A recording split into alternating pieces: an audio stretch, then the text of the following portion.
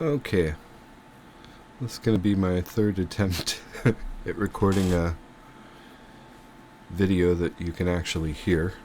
I apologize if you're getting bombarded with notifications. It's not my intention to bother anybody. Alright, so I'm going to be playing these back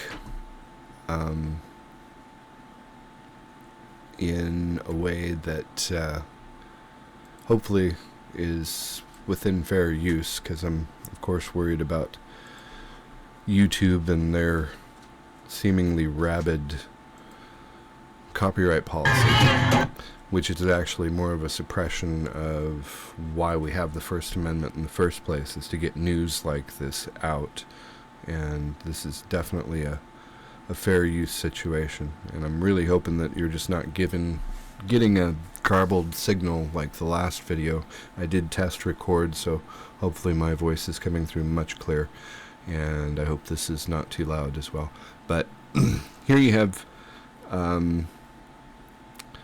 anti-Trump's protesters pushing their way in to get to pro-Trump supporters and attacking them.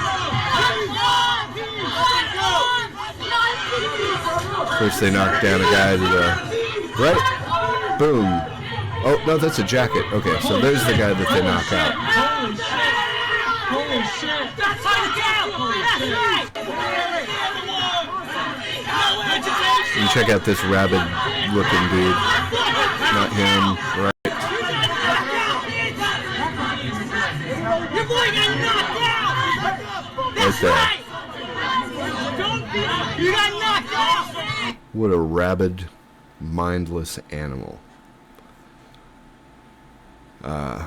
Feels very repetitious to say that violence is the first resort of a weak mind. When you can't articulate your point, you turn to violence, and it's this mob mentality that is just, it's the very reason that we have an electoral college and we're not a pure democracy, because mob rule is rule of the majority. It's tyranny of the majority. And if 51% of the people can tell the other 49% how to live, that's not freedom.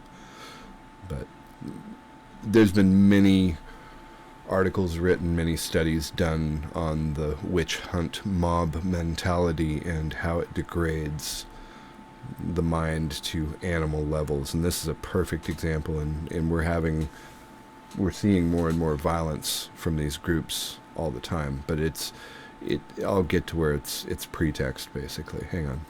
This is the part that really stood out to me in this video. If you listen, you can hear what they're chanting in the background.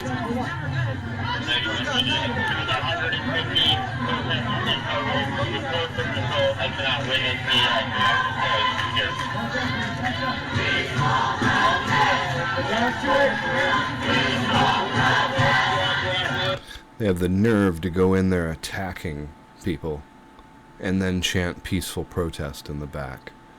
That these are definitely Stalin's useful idiots. These are definitely Hitler Youth programmed by their professors and the media, and the education system is just nothing but a agenda. It's just to program people to react in certain ways to certain things. It's the oldest trick in the book, divide and conquer.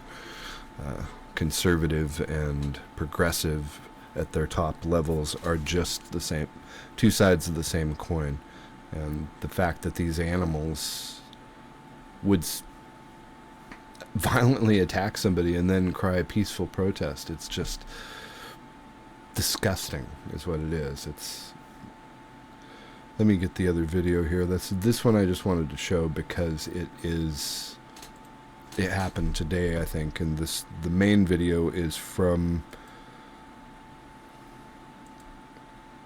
the Seattle protest. And the woman is actually, I posted a video about it right after it happened, but I didn't have the video immediately. I was kind of afraid, and the reason that I'm playing it in this format is that YouTube doesn't seem to give a crap about fair use. The fact that the First Amendment is about being able to get this kind of information out and make sure people are informed. So, listen here, I'm going to fast forward to the part where she talks about killing people. And this is right after she says that all white people need to give their money to minorities. And then she talks about we need to start killing people, is what she says. We don't have fucking time either. You know what I mean? We have fucking classes. Some of us are working 40 fucking hours. You know? 40 fucking hours. An immigrant that comes here legally generally works more than a student to get a foothold unless they come here with money. So we're all operating under white supremacy. No, we're not. You're operating under a illusion programmed into you by people that... Right there. First off, we need to start killing... And we need to start killing people. First off, we need to start killing the White House. The White House must die. The White House, your fucking White House... And they cheer. They must go. And the organizers are standing around. These are the organizers, the people in charge. And they're not rushing to get the megaphone from her and put up a clarification that the movement's not about violence. We don't want you to strike out in violence. But no, it's cheered. And nobody does anything to stop it. And she says a number of other things that are quite disturbing. But you've got useful idiots. People that are out in the streets, and the police state are using them. They're using them as a pretext to suppress what free speech we have left, the right to free assembly. You get all these mindless, well-meaning people milling about out in the streets. You send in some anarchists that you paid for to cause violence, and then you have the pretext to round up all the peaceful protesters. Though the things that they are doing are dangerous.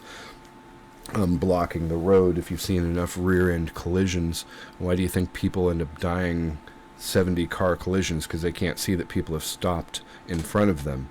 So you're not only risking your own life, you're risking the lives of people that are just trying to go about their business.